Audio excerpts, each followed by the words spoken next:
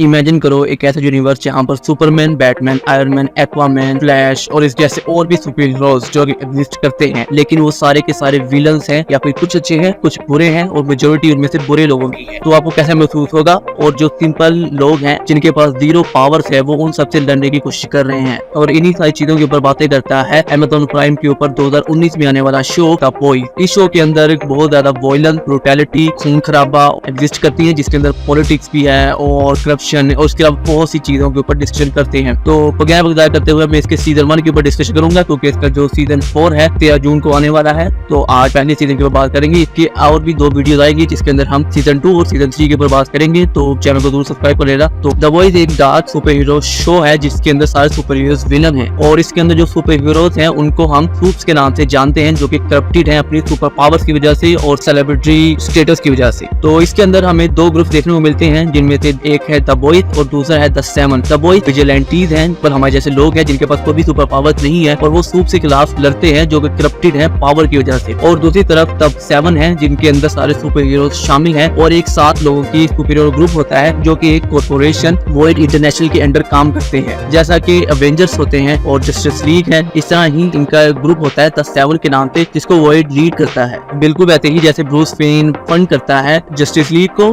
और जैसे iron man fund करता है अवेंजर्स को। इसके बाद इसके कैरेक्टर्स के ऊपर बात करें तो बहुत से इसके कैरेक्टर्स हैं, लेकिन मैं जो मेन स्टोरी कैरेक्टर्स हैं जिनके ऊपर प्रॉपर स्टोरीज वर्क करती है उनके ऊपर बात करता हूँ। तो जिसके अंदर हुई Campbell, Billy Butcher, Homelander, Annie January एके Starlight, mother Smith, MM, Frenchie, Kimiko और इसके अलावा और भी सूप्स होते हैं। और इनमें से आधे लोग जो कि सिंपल ह्यूमंस है जो कि बॉयज का पार्ट होते हैं और आधे सूप्स होते हैं, जिनमें से आधे अच्छे होते हैं और आधे बुरे होते हैं। अब अगर इसके एपिसोड्स या फिर इसकी स्टोरी के ऊपर बात करें तो सीजन 1 के अंदर टोटल 8 एपिसोड्स थे और मैं हर एपिसोड के अंदर जो भी स्टोरी में बताएगी उसके ऊपर तरतीब से बता जाऊंगा। ये स्टार्ट होता है हुई कैम्बल से। इसकी जिंदगी तब तबाह हो जाती है जब उसकी गर्लफ्रेंड रॉबिन, जिसको सेवन का एक मेंबर एड्रिन, जिसके पास फ्लैश जैसी पावर होती है, वो भी तेजी से भाग सकता है। एक्चुअली द बॉयज का यूनिवर्स है, उसके अंदर जितने भी सुपर हीरोज हैं डीसी के या मार्वल के, उनकी ही कॉपीज हैं या फिर उनकी ही वेरिएंट्स टाइप हैं इस यूनिवर्स के अंदर। जैसे कि होमलैंडर सुपरमैन का एक कॉपी है, इसके अंदर एक कैरेक्टर है क्वीन मेव जो कि वंडर वुमन की कॉपी है, और जैसे एट्रेन वो कॉपी है फ्लैश का, और द डीप जो कि कॉपी है एक्वामैन का।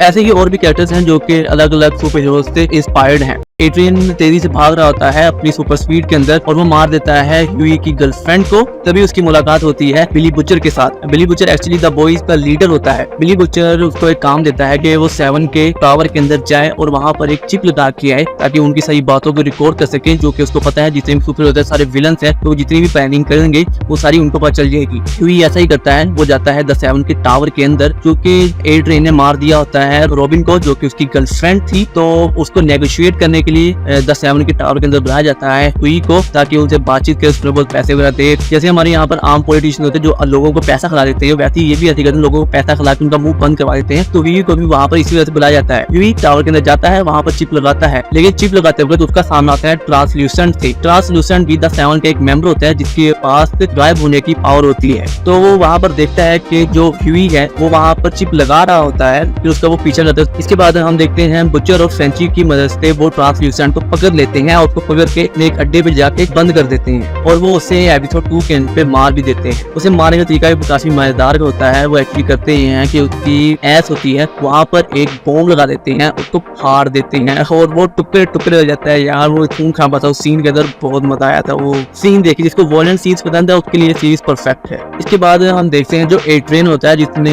ह्यूई की गर्लफ्रेंड को मारा होता है, वो एक रेस के अंदर हिस्सा लेता है जिसके अंदर उसका एक दूसरे सूप के साथ रेस होती है, चेक करते कौन सबसे ज्यादा तेज भागता है। लेकिन वहाँ पर हमें पता चलता है कंपाउंड वी का, जिसकी वजह से सारे सूट को पावर एक्चुअली मिलती है और ये सीजन 1 का काफी मेन प्लॉट भी होता है एक्चुअली में। दूसरी तरफ हम देखते हैं जो होमलैंडर होता है वो धमकाता है मैंडेलिन स्टुअर्ट को अपनी पावर के बलबूते पर, और जो मैंडेलिन स्टुअर्ट होती है वो एक्चुअली में सेवन की सीईओ होती है। होमलैंडर होता है वो एक्चुअली में लीडर होता है, जैसे कैप्टन अमेरिका लीडर है अवेंजर्स का, और अपने एक सीईओ को डायरेक्टली जाके धमकाना ही हमें साफ तौर पर बता देता है कि होमलैंडर कितना पागल होता है पावर के पीछे और अपनी पावर और अपनी फेम के लिए कुछ भी कर सकता है वो। इसके बाद हमें इंट्रोड्यूस करवाया जाता है किमिको के साथ, जो कि एक म्यूट सुपर हीरो वुमेन होती है, और यहाँ पर हमें पता चलता है कि इसके ऊपर एक्सपेरिमेंट किया जाता है वॉइड ने। वॉइड के पास एक्चुअली में एक केमिकल होता है, एक ड्रग होता है जिसको कंपाउंड वी का नाम दिया गया है, और वो कंपाउंड भी इस्तेमाल करना इलीगल होता है, पूरी दुनिया में किसी को पता नहीं होता कंपाउंड भी एक्चुअली में क्या है। वो एक्चुअली छोटे छोटे बच्चों को देते हैं जब वो न्यू बॉर्न होते हैं, जिसकी वजह से उनको सुपर पावर्स मिलती हैं। इसके बाद हम देखते हैं जो द डीप है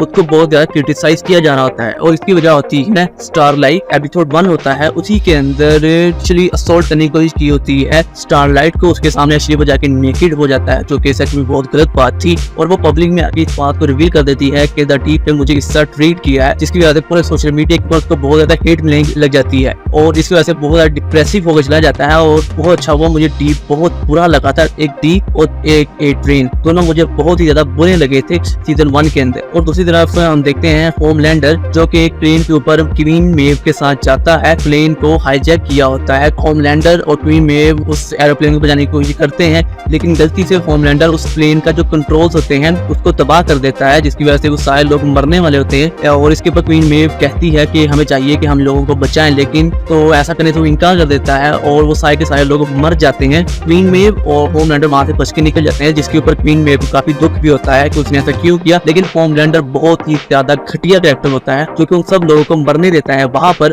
और यहाँ से हमें और पता चलता है द होमलैंडर कितना विनर कैरेक्टर है और इस सब का वो फायदा उठाता है कि वो मीडिया के द्वारा कहता है कि हमें अगर पहले ही इस बात की खबर मिल जाती प्लेन को हाईजैक कर लिया गया है और हम थोड़ा टाइम पे जल्दी आ जाते तो हम उस प्लेन को बचा लेते। वो मीडिया के लिए बिल्कुल भी रिवील नहीं करता कि वो प्लेन खुद होमलैंडर की गलती की वजह से ही क्रैश हुआ था। और इससे पता चलता है कि Homelander is very fucking pathetic person you ever watched. और इसके बाद हम देखते हैं जो द वॉइड होता है उसको आहिस्ता आहिस्ता क्लूज मिलने लग जाते हैं कि द वॉइड का एक ग्रुप है जो कि हमारे खिलाफ कुछ काम कर रहा है। तो आहिस्ता आहिस्ता पता चल लग जाता है कि ट्रांसल्यूसेंट को भी उन्हीं लोगों ने मारा होता है। साथ ही हमें बिली बुचर रिवील करता है कि जो उसकी बीवी है उसको एक्चुअली में रेप किया गया था और उसको मार दिया गया था होमलैंडर की तरफ से प्रेजेंट टाइम से तकरीबन 10 साल पहले की बात है ये। दूसरी तरफ जो एड्रियन होता है उसकी एडिक्शन कंपाउंड बी के ऊपर और भी ज्यादा बढ़ रही होती है और वो उस कंपाउंड बी का इस्तेमाल खुद भी करता है, साथ में उसकी गर्लफ्रेंड भी करती है, जिसकी वजह से उसकी गर्लफ्रेंड भी मर जाती है। इसके बाद हम देखते हैं जो बिली बुचर होता है वो किडनैप कर लेता है मैडेलिन स्टीवर्ट को, वही द 7 की सीईओ, और साथ में उसके इर्द गिर्द बहुत सारे एक्सप्लोजिव भी रख देता है और वो धमकी देता है कि वो उसे और होमलैंडर को मार देगा। एक्चुअली हमें पता चलता है जो मैडेलिन स्टीवर्ट और होमलैंडर होता है वो एक दूसरे के लवर टाइप होते हैं और होमलैंडर होता है वो काफी ज्यादा अट्रैक्ट होता है मैडेलिन की तरफ। सीजन 2 के अंदर इसके बारे में हमें और भी पता चलेगा। और इसके अलावा होमलैंडर बताता है कि उसे पता चल चुका है कि एक्चुअली में वो खुद भी एक बॉर्न सूप नहीं है, उसको भी कंपाउंड ही दिया गया था। एक्चुअली वो जितने भी सूप्स होते हैं उनको पता है कि वो एक्चुअली में पैदा ही सुपर पावर्स के साथ हुए होते हैं। एक्चुअली में द वॉइड करता ये है कि उनके जो पेरेंट्स होते हैं उनको कुछ पैसे देता है और साथ में उनके बच्चों के ऊपर एक्सपेरिमेंट करने की इजाजत भी लेता है और जिनमें से जो बच्चे सक्सेसफुली कंपाउंड बी को अपने अंदर डाइजेस्ट कर पाते हैं वो एक सुपर हीरो के अंदर कन्वर्ट अच्छी तरीके से हो जाते हैं। जिसके ऊपर जो होमलैंडर होता है मैडेलिन से प्यार तो करता है, लेकिन जो कि मैडेलिन ने उससे झूठ बोला कि उसको भी बाय बर्थ एक सुपर हीरो नहीं बना, वो उसको पैदा होने के बाद मेडिसिन वगैरह दी गई थी और फिर जाके वो एक सुपर हीरो बना था, जिस वजह से वो खुद ही मैडेलिन को मार देता है और वहां पर वो बिली बुचर को भी बेहोश कर देता है। और जब बिली बुचर वहां से उठता है तो वो देखता है जो उसकी बीवी होती है बेका वो एक्चुअली में जिंदा होती है, क्योंकि हमने देखा था पूरे सीजन भर में बिली बुचर के एक ही इंटेंशन होती है होमलैंडर से बदला लेना, क्योंकि उसने मर्डर किया था उसकी बीवी बेका का, उसका रेप भी किया होता है। एक्चुअली में बेका मरी नहीं होती, वो जिंदा होती है और हम देखते हैं कि बेका का एक बच्चा भी होता है जो एक्चुअली में होमलैंडर का ही बेटा होता है।